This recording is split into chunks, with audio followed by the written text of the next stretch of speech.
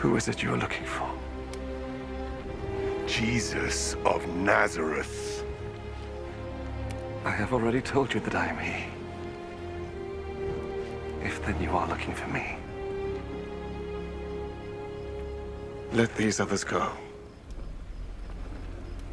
He said this so that what he had said might come true. Father, I have not lost even one of those you gave me. Simon Peter, who had a sword, drew it and struck the high priest's slave, cutting off his right ear. The name of the slave was Malchus. Put your sword back in its place! Do you think that I will not drink the cup of suffering which my father has given me?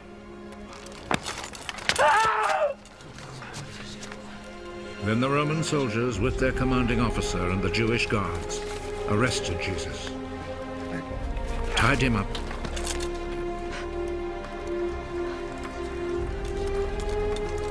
and took him first to Annas. He was the father-in-law of Caiaphas, who was high priest that year. It was Caiaphas who had advised the Jewish authorities that it was better that one man should die for all the people.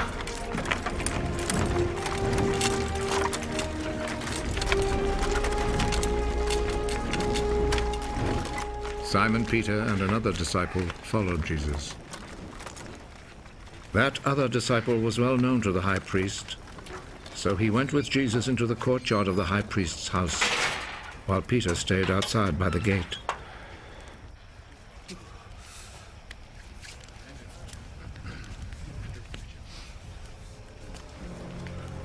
Then the other disciple went back out, spoke to the girl at the gate, and brought Peter inside. Aren't you also one of the disciples of that man? No, I'm not. It was cold, so the servants and guards had built a charcoal fire and were standing around it, warming themselves. So Peter went over and stood with them, warming himself. The high priest questioned Jesus about his disciples and about his teaching. Jesus answered, I have always spoken publicly to everyone. All my teaching was done in the synagogues and in the temple where all the people come together. I have never said anything in secret. Why then do you question me? Question the people who heard me. Ask them what I told them. They know what I said. How dare you talk like that to the high priest?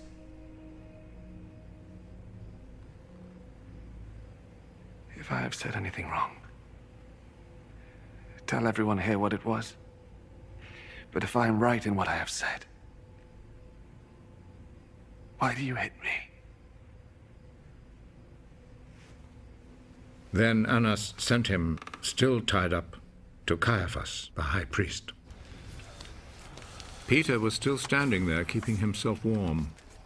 So the others said to him, Aren't you also one of the disciples of that man? No, I am not. But Peter denied it. One of the high priest's slaves, a relative of the man whose ear Peter had cut off, spoke up. Didn't I see you with him in the garden? No. And at once, a rooster crowed.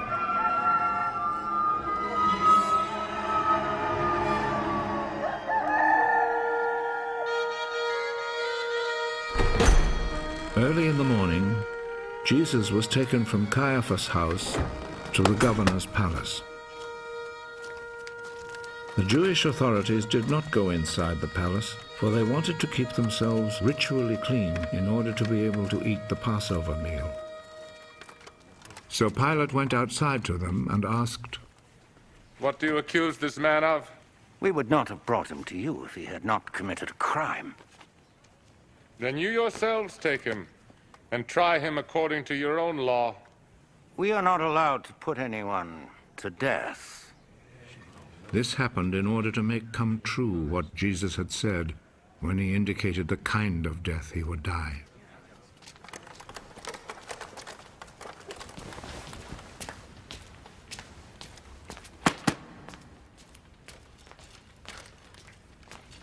Pilate went back into the palace and called Jesus.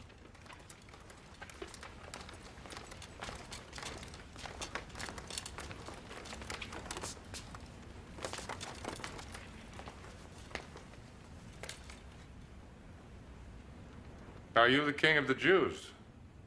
Does this question come from you? Or have others told you about me? Do you think I'm a Jew? It was your own people and the chief priests who handed you over to me. What have you done? My kingdom does not belong to this world.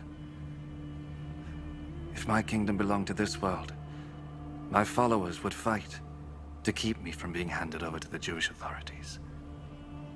No. My kingdom does not belong here. Are you a king, then? You say that I am a king.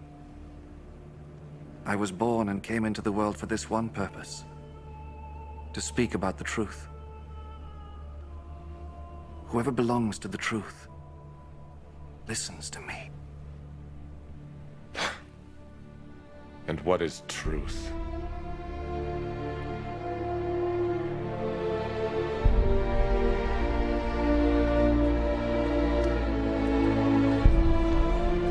Then Pilate went back outside to the people and said to them, I cannot find any reason to condemn him, but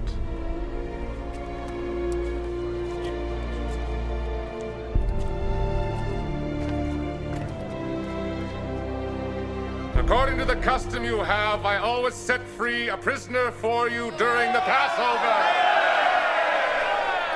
Do you want me to set free for you the King of the Jews?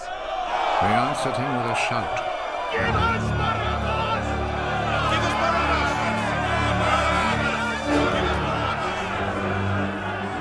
Barabbas was a bandit.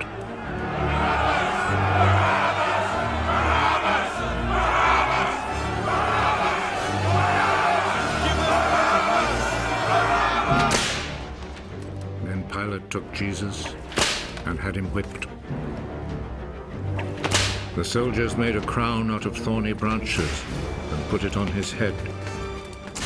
Then they put a purple robe on him and came to him and said, Long live the King of the Jews. And they went up and slapped him.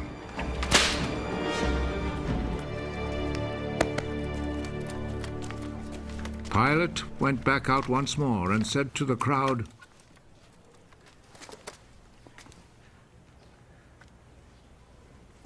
Look, I will bring him out here to you to let you see that I cannot find any reason to condemn him. Look, here is the man. So Jesus came out, wearing the crown of thorns and the purple robe. Crucify him! Crucify him!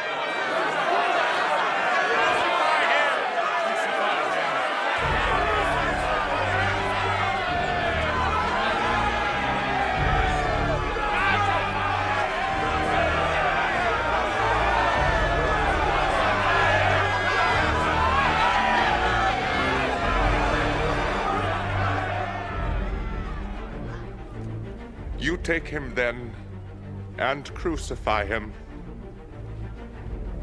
I find no reason to condemn him.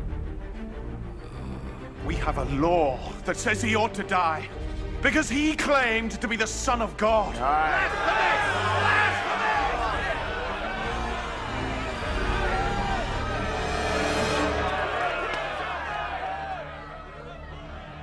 When Pilate heard this, he was even more afraid.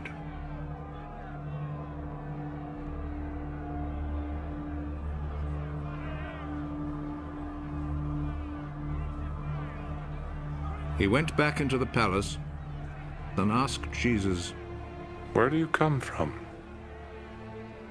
but Jesus did not answer. You will not speak to me. Remember, I have the authority to set you free and also to have you crucified. You have authority over me. Only because it was given to you by God. So the man who handed me over to you is guilty of a worse sin. When Pilate heard this, he tried to find a way to set Jesus free. If you set him free, that means you are not the Emperor's friend.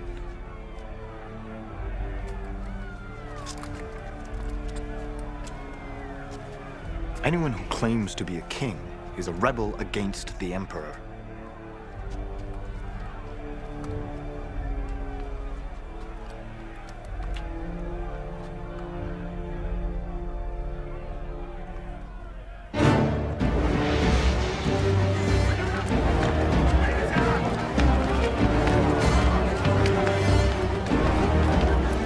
When Pilate heard these words, he took Jesus outside and sat down on the judge's seat in the place called the Stone Pavement. In Hebrew, the name is Gabbatha.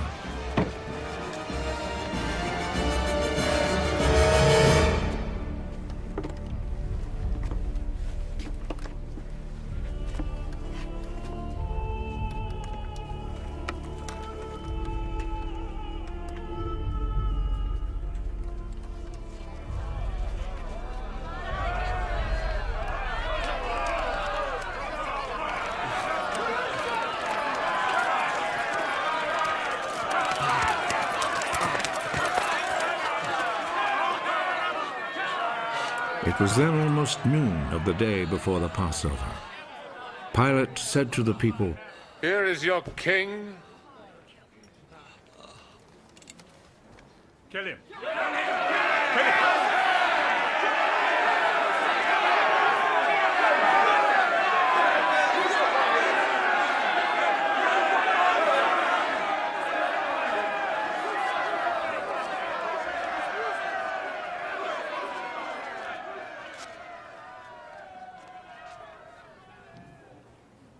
Do you want me to crucify your king? The only king we have is the Emperor. Then Pilate handed Jesus over to them to be crucified.